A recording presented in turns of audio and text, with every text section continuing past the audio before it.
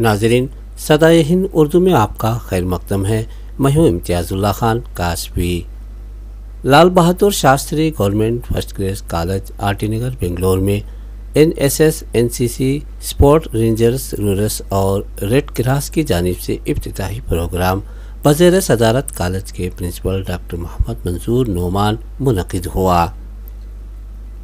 मकामी रुकन असम्बली व कॉलेज डेवलपमेंट काउंसिल के चेयरमैन एसी श्रीनिवास साहब ने इफ्तिताह किया। अपने खिताब में इन्होंने कहा कि तालीम बहुत ज़रूरी है, इससे इंसान मुहज़्ज़ब बनता है, माशरे में भी अच्छाई फैलेगी और ज़िंदगियां भी रोशन होंगी। कॉलेज के प्रिंसिपल और स्टाफ की तारीफ करते हुए इन्होंने कहा कि तालीम के सिलसिले में इन तमाम की कोशिशें काबिल तौसीफ और तारीफ हुई। मेहमान खुसूसी कन्नड़ फिल्मों की मशहूर हीरोइन मेघा गावकर और राजीव गांधी मेडिकल से यूनिवर्सिटी के साबिक डायरेक्टर डॉक्टर केपी मुतवरया ने शिरकत की और तलबा से अपने खिताब में कहा कि ये ज़िंदगी के सुनहरे लम्हात आपको और आपकी ज़िंदगी को सुनहरे बनाने के हैं। वक्त की कदर करना वक्त का तकाजा है।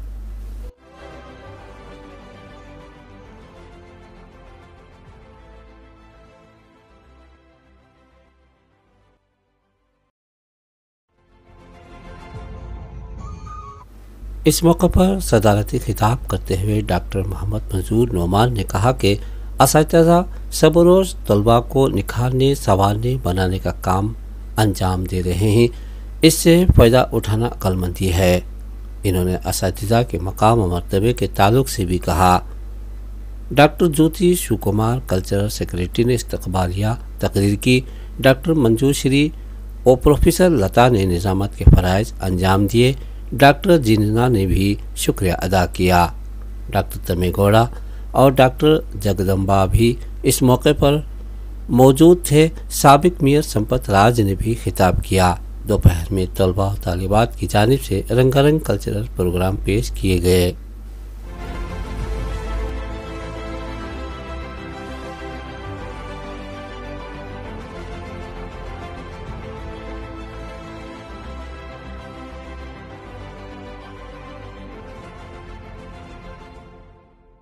ಟೀಚಿಂಗ್ ಸ್ಟಾಫ್ ಇದ್ದಾರೆ, ಗೆಸ್ಟ್ ಫ್ಯಾಕಲ್ಟಿ ಇದ್ದಾರೆ, ಬೇರೆ ಬೇರೆ ಈವನ್ ಎಂಎಲ್ಎ ಕೂಡ ಸಾಹೇಬರು ಬಂದು ಅವರು ಕೂಡ ಹೇಳಿದ್ದಾರೆ ಮುಖ್ಯ ಅತಿಥಿಯಾಗಿ. ಎಲ್ಲರೂ ಸೇರಿ ನಾವು ದೇಶಕ್ಕೆ ಒಂದು ರೂಪ ಕೊಡೋಣ, ಒಂದು ನಿರ್ಮಾಣ ಮಾಡೋಣ, ನಿಮ್ದು ಜೀವನ ಒಂದು ಒಳ್ಳೆ ರೂಪ ತಕೊಳ್ಳಿ ಅಂತ ನಾನು ಪ್ರಾರ್ಥನೆ ಮಾಡ್ತೀನಿ. ಮತ್ತೆ ನೋಡಿ,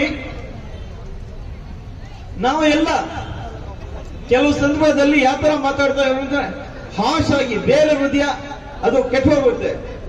ಆದ್ರೆ ಈ ತರ ನಾವು ಇರಬೇಕು. फूल की सी जबान रखते हैं, फूल की सी जबान रखते हैं, हंसते हैं, बोलते हैं, काम करते हैं. ಈ ತರ ನಮ್ದು ಕ್ಯಾರೆಕ್ಟರ್ಸ್ ಆಗ್ಬೇಕು. ಬೇರೆ ಜನ ನಮ್ಮ ಬಗ್ಗೆ ಈ ತರ ಒಪಿನಿಯನ್ ಕೊಡ್ಬೇಕು. ಈ ತರ ನಾವು ನಮ್ ಕ್ಯಾರೆಕ್ಟರ್ಸ್ ಬಿಲ್ಡ್ ಮಾಡ್ಬೇಕಾಗಿದೆ. ಹಾಗೆ ಟೈಮ್ ಜಾಸ್ತಿ ಆಗಿದೆ, ಹಸು ಜಾಸ್ತಿ ಆಗ್ತಾ ಇದೆ ಗೊತ್ತು ನನ್ಗೆ. ಇಲಿ ಎಲ್ಲ ನೋಡಿ, ಬೆಕ್ಕು ಬಂದಿದೆ, ಇಲಿ ಬಂದಿದೆ ಅಲ್ಲ, ಅದಕ್ಕೆ ಇಲಿಯಲ್ಲಿ ಅಂದ್ರೆ ಹೊಟ್ಟೆನಲ್ಲಿ ಓಡ್ತಾ ಇದೆ ಹಸು ಆಗಿ. ಹಾಗಾಗಿ ತಾವು ತುಂಬಾ ತಾಳ್ಮೆಯಿಂದ ಕೇಳಿದ್ದೀರಾ. ನಿಮ್ದು ಜೀವನ ಒಂದು ರೂಪ ಕಟ್ಕೊಳ್ಳಿ ಮತ್ತೆ ಒಳ್ಳೆ ನಿಮ್ದು ಫ್ಯೂಚರ್ ಬ್ರೈಟ್ ಮಾಡ್ಕೊಳ್ಳೋ ಒಂದು ಅವಕಾಶ ಇದೆ. ಈ ಅವಕಾಶವನ್ನು ನೀವು ಪಡ್ಕೊಂಡು ಒಳ್ಳೆಯ ರೂಪವನ್ನು ನೀವು ನಿಮ್ ಲೈಫ್ಗೆ ಮಾಡ್ಕೋಬೇಕು ಅಂತ ನಾನು ನಿಮ್ಮಲ್ಲಿ ಪ್ರಾರ್ಥನೆ ಮಾಡ್ತೀನಿ, ರಿಕ್ವೆಸ್ಟ್ ಮಾಡ್ತೀನಿ, ಆರ್ಡರ್ ಮಾಡ್ತೀನಿ. ಎಸಿ ಶ್ರೀನಿವಾಸ್ ಸರ್ ಬಗ್ಗೆ ಹೇಳ್ಬೇಕಾಗಿದ್ರೆ, ತಾವು ಎಜುಕೇಶನ್ಗೆ ತುಂಬಾ ಇಂಪಾರ್ಟೆನ್ಸ್ ಕೊಡ್ತಾರೆ. ಫಸ್ಟ್ ಎಂಎಲ್ಎ ಆಗಿದ ತಕ್ಷಣ ಬೇರೆ ಬೇರೆ ಕ್ಷೇತ್ರ ಇದೆ, ಬೇರೆ ಬೇರೆ ಆಫೀಸರ್ಸ್ ಇದೆ, ಬೇರೆ ಬೇರೆ ಡಿಪಾರ್ಟ್ಮೆಂಟ್ಸ್ ಇದೆ, ಈವನ್ ಪೊಲೀಸ್ ಡಿಪಾರ್ಟ್ಮೆಂಟ್ ಇದೆ, ಬಿಬಿಎಂಪಿ ಡಿಪಾರ್ಟ್ಮೆಂಟ್ ಇದೆ, ರೆವಿನ್ಯೂ ಡಿಪಾರ್ಟ್ಮೆಂಟ್ ಇದೆ. ಆದ್ರೆ ಕೂಡ ತಾವು ಎಜುಕೇಶನ್ಗೆ ಇಂಪಾರ್ಟೆಂಟ್ ಕೊಟ್ಟು ಎಂಎಲ್ಎ ಆಗಿದ ತಕ್ಷಣ ನಮ್ಮ ಕಾಲೇಜ್ಗೆ ಬಂದು ಕಾಲೇಜ್ ಬಗ್ಗೆ ಯೋಚನೆ ಮಾಡಿ ಏನ್ ಬೇಕು ಅಂತ ಕೇಳಿದ್ದು, ಅದು ಯಾವ ತರ ಆಗಿದೆ ಅಂದ್ರೆ ನಾನು ಅಭಿಮಾನಿ ಆಗ್ಬಿಟ್ಟಿದ್ದೀನಿ. ಅದಕ್ಕೆ ಅಭಿಮಾನಿ, ಬರೀ ಪ್ರೀತಿ ಅಲ್ಲ, ಎಜುಕೇಶನ್ಗೆ ತುಂಬಾ ಇಂಪಾರ್ಟೆನ್ಸ್ ಕೊಡೋ ಎಂಎಲ್ಎಸ್ ತುಂಬಾ ಕಡಿಮೆ ಇದ್ದಾರೆ ತಾವು. ಮತ್ತೆ ಈಗ ಬಂದಿದ ತಕ್ಷಣ ನಾನು ಪ್ರಿನ್ಸಿಪಾಲ್ ಚೇಂಬರ್ ಕರ್ಕೊಂಡು ಒಳಗಡೆ ಕರ್ಕೊಂಡು ಹೋಗಕ್ ಮುಂಚೆ ಸಾಹೇಬ್ರಿಗೆ ತೋರಿಸ್ದೆ, ಸರ್ ನೋಡಿ ಸರ್ ಇಲ್ಲಿ ಹಾಲ್ ಬೇಕಾಗಿದೆ, ಮತ್ತೆ ಅಲ್ಲಿ ರೂಮ್ಸ್ ಬೇಕಾಗಿದೆ, ಮತ್ತೆ ಏನೋ ಒಂದು ಇದು ಮ್ಯಾನ್ಹೋಲ್ ಚೇಂಬರ್ದು ಅದು ಏನೋ ಡ್ಯಾಮೇಜ್ ಇದೆ, ಎಲ್ಲ ಆಯ್ತಾ. ಇಂಜಿನಿಯರ್ಗೆ ಕರೆಸಿ ಎಸ್ಟಿಮೇಷನ್ ತಗೊಳ್ಳಿ, ಮತ್ತೆ BBA ಅದು ಈಗಲೇ ಕೂಡ ಅವ್ರಿಗೆ ಕರೆಸಿ ಸ್ಟೇಜ್ ಮೇಲೆ ಅದು ಏನಿದೆ ಅದು ಕೆಲಸ ಮಾಡಿಕೊಳ್ಬೇಕು ಅಂತ ಈಗಲೇ ತಕ್ಷಣ ಆರ್ಡರ್ಸ್. ಈ ತರ MLA ತುಂಬಾ ಕಡಿಮೆ ಇದ್ದಾರೆ. ಏನು ಹೇಳಿದ ತಕ್ಷಣ ತುಂಬಾ ಆಕ್ಷನ್ಸ್ ಇಮ್ಮಿಡಿಯೇಟ್. ಮತ್ತೆ ನಮ್ಮಲ್ಲಿ ಒಂದು ಹಸನ್ ಅಂತ ಹೊಸಕೋಟೆಯಿಂದ ಅಟೆಂಡರ್ ಇದು ನಾನ್ ಟೀಚಿಂಗ್ ಸ್ಟಾಫ್ ಬರಬೇಕಾಗಿತ್ತು. ಅವ್ರ ಪ್ರಿನ್ಸಿಪಾಲ್ಗೆ ಮಾತಾಡ್ಬಿಟ್ಟು ಮತ್ತೆ ಈಗ ಕಮಿಷನರ್ಗೆ ಮತ್ತೆ ಎಜುಕೇಶನ್ ಮಿನಿಸ್ಟರ್ಗೆ ಕೂಡ ಮಾತಾಡ್ಬಿಟ್ಟು ಏನಿದೆ ಅವ್ರ ಬಗ್ಗೆ ನಾನು ತುಂಬಾ ಇಂಪಾರ್ಟೆನ್ಸ್ ಕೊಟ್ಟು ಇದು ಮಾಡ್ತಾ ಇದ್ದಾರೆ. ನಾವು ಏನ್ ಹೇಳ್ತಾ ಇದೀವಿ ಅದ್ರ ಬಗ್ಗೆ ಗಮನ ಕೊಟ್ಟು ಎಲ್ಲ ಅದಕ್ಕೆ ನಾವು ಇದು ಹೇಳಕ್ಕೆ ಇಷ್ಟಪಡ್ತೀನಿ. ಕಿಸಿ ಚರಾಗ್ ಕಾ ಕೋಯಿ ಅಪ್ನಾ ಮಕಾ ನಹೀ ಹೋತಾ, किसी चराग का कोई अपना मकान नहीं होता, जहां भी रहता है रोशनी लुटाता है. गम न कर जिंदगी बहुत बड़ी है, गम न कर जिंदगी बहुत बड़ी है, चाहत की महफिल तेरे लिए सजी है. बस एक बार, ये आपके लिए MLA के लिए मुस्कुराना है. बस एक बार मुस्कुरा के तो देख, बस एक बार मुस्कुरा कर तो देख, तकदीर खुद तुझे मिलने बाहर खड़ी है. ಹಾಗಾಗಿ MLA ಸಾಹೇಬರು ಬಂದು ತುಂಬಾ ಇಂಪಾರ್ಟೆಂಟ್ ಕೊಟ್ಟು ನಮ್ಗೆ ಫಂಕ್ಷನ್ಗೆ ಅವ್ರ ಡೇಟ್ ಮೇಲೆನೆ ನಾವು ಫಂಕ್ಷನ್ ಇದು ಫಿಕ್ಸ್ ಮಾಡಿದ್ದು. ಅವಾಗಾಗಿದ್ದು. ಎರಡನೇದು, ನನ್ನ ಕ್ಷೇತ್ರದಲ್ಲಿ ನಿಮ್ದು ಒಂದೇ ಸರ್ಕಾರಿ ಕಾಲೇಜ್ ಇರೋದು ಅಲ್ಲೂ ಅನ್ಕೊಂಡಿದ್ದೀನಿ. ಇನ್ನೊಂದು BBMP ಇದೆ ಸರ್ಕಾರಿ. ನನಗೆ I am very happy, very discipline, clean and very good teaching college ಇದು ಅಲ್ವಾ. ಸರ್ಟಿಫಿಕೇಟ್ ನಾನೇ ಕೊಟ್ಟಿದ್ದು. ನಾನು ಸುಲಭವಾಗಿ ಸರ್ಟಿಫಿಕೇಟ್ ಕೊಡೋದಿಲ್ಲ ಯಾರಿಗೂ. ಯಾಕಂದ್ರೆ ನಮ್ಗೆ ಎಜುಕೇಶನ್ ಅಂದರೆ ಪ್ರತಿಯೊಂದು ನಾನು ಫಸ್ಟ್ ಬಂದು ಭೇಟಿ ಮಾಡಿದ್ದೀನಿ. ನೀವು ಹಾಗಿದೆ. ನಾವೆಲ್ಲ ಕಾಲೇಜೆಲ್ಲ, ನಾನು ಡಿಗ್ರಿ ಬೆಂಗಳೂರು ವಿಪುರಂ ಕಾಲೇಜಲ್ಲಿ ನಾನು 5 ವರ್ಷ ಓದಿದ್ದೀನಿ, ಡಿಗ್ರಿ ಮಾಡಿದ್ದೀನಿ BCom. ವಿಪುರಂ ಕಾಲೇಜ್ ಗೊತ್ತಲ್ಲ? ನಾನು ಕಾಲೇಜ್ ಲೈಫ್ ಎಲ್ಲ ಮುಗಿಸಿದ್ದೀವಿ.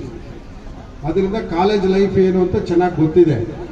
ನಮ್ಮ ಮುಂದಿನ ಭವಿಷ್ಯ ಎಲ್ಲ ತೀರ್ಮಾನ ಆಗೋದಿಲ್ಲಿ ಕಾಲೇಜಲ್ಲಿ, ಕಾಲೇಜ್ ಲೈಫಲ್ಲಿ, ಕಾಲೇಜಿನಲ್ಲಿ ಓದ್ತಕ್ಕಂಥ ನಮ್ಮ ಪೀರಿಯಡ್ ಅಲ್ಲಿ 5 ವರ್ಷದಲ್ಲಿ ನಮ್ಮ ಮುಂದಿನ ನಾವೇನಾಗ್ತೀವಿ? ರಾಜಕಾರಣಿ ಆಗ್ತೀವ, ಪೊಲೀಸ್ ಆಗ್ತೀವ, ಡಾಕ್ಟರ್ ಆಗ್ತೀವ, ಲಾಯರ್ ಆಗ್ತೀವ, ಇಂಜಿನಿಯರ್ ಆಗ್ತೀವ, ಇಲ್ಲ ಬೇರೆ ಇನ್ನೊಂದೇನೇ ಆಗ್ತೀವ? ಎಲ್ಲ ತೀರ್ಮಾನ ಆಗೋದು ಯಾವಾಗ? ಈಗ ನೀವಿದ್ದೀರಲ್ಲ ಆ ಸ್ಟೇಜಲ್ಲಿ. ವೆರಿ ವೆರಿ ಇಂಪಾರ್ಟೆಂಟ್, ಕೇಳಿಸ್ಕೊಬೇಕು ಸ್ಟೂಡೆಂಟ್ಸ್. ಯಾಕಂದ್ರೆ ನಿಮ್ಗೆ ಏನು ಗೊತ್ತಾಗಲ್ಲ. ಈಗ ನಿಮ್ಮ ಲೈಫ್ ಹಂಗಿದೆ, ಗೊತ್ತಾಗೋದಿಲ್ಲ ಆಮೇಲೆ. ಅದಕ್ಕೋಸ್ಕರ ಫಸ್ಟ್ ನಿಮ್ಮ ತಂದೆ ತಾಯಿ ಹೇಳಿದ್ದನ್ನ ಕೇಳಿಸ್ಕೊಬೇಕು, ಪಾಲನೆ ಮಾಡಬೇಕು. ಆಮೇಲೆ ಕಾಲೇಜಲ್ಲಿ ಪ್ರಿನ್ಸಿಪಾಲ್ಸ್ ಟೀಚರ್ಸ್ ಹೇಳೋದನ್ನ ನೀವು ಪಾಲನೆ ಮಾಡಬೇಕು. ಆಮೇಲೆ ದೊಡ್ಡವರು ಹೇಳೋದನ್ನ ಪಾಲನೆ ಮಾಡಲೇಬೇಕು. ಯಾರು ಈ 3 ಜನ ನಮ್ಮ ಮಾತು ಕೇಳ್ತಾರೋ ಅವರು ಈ ದೇಶದ ಉತ್ತಮ ವ್ಯಕ್ತಿ ಆಗ್ತಾರೆ. ಅವನು ಯಾವುದೇ ಫೀಲ್ಡಲ್ಲಿ ಇರ್ಬೋದು. ಅವನು ವಿದ್ಯಾರ್ಥಿ, ಅಡ್ವೊಕೇಟ್ ಆಗ್ಬೋದು, ಡಾಕ್ಟರ್ ಆಗ್ಬೋದು, ಸೈಂಟಿಸ್ಟ್ ಆಗ್ಬೋದು, ಇಲ್ಲ ನಮ್ಮ ಥರ ಪೊಲಿಟಿಷಿಯನ್ ಆಗ್ಬೋದು, ಇಲ್ಲ ಪೊಲೀಸರ್ ಆಫೀಸರ್ ಆಗ್ಬೋದು, ಅಥವಾ ಫಾರಿನ್ ಆಫೀಸರ್ ಆಗ್ಬೋದು, ಫಾರಿನ್ನಲ್ಲಿ ಹೋಗ್ಬೋದು. 3 ಜನ ಮಾತು ಯಾರು ಕೇಳ್ತಾರೋ ಅವರು ಒಳ್ಳೆ ವಿದ್ಯಾರ್ಥಿಯಾಗಿ, ಈ ಸಮಾಜದಲ್ಲಿ ಅವರು ಒಳ್ಳೆ ವ್ಯಕ್ತಿಯಾಗಿ, ಈ ದೇಶದ ಆಸ್ತಿಯಾಗಿ. ನಾನೆಲ್ಲ ಸ್ಟೂಡೆಂಟ್ನ ಈ ದೇಶದ ಪ್ರಾಪರ್ಟಿ ಆಸ್ತಿ ಅಂತ ಕರಿತೀನಿ ನನ್ನ ಪ್ರಕಾರ. ಯಾಕಂದ್ರೆ ಈ ದೇಶನ ಮುನ್ನಡೆಸೋದು ನೀವೇನು ಅನ್ಕೊಬೋದು, ಯಾರ್ದು ದೇಶ ಅಂದ್ರೆ ದೇಶ ನಿಮ್ದೆ. ಈಗ ನಾನು ನಿಮ್ಮ ತರ ಸ್ಟೂಡೆಂಟ್ ಅಲ್ವಾ? ನಾನೇನಾಗಿದ್ದೆ? ಸ್ಟೂಡೆಂಟ್ ತಾನೆ. ನಾನೇನು MLA ಆಗ್ತೀನಿ ಅಂತ ಗೊತ್ತಿದ್ನಾ? ಗೊತ್ತಿಲ್ಲಲ್ವಾ?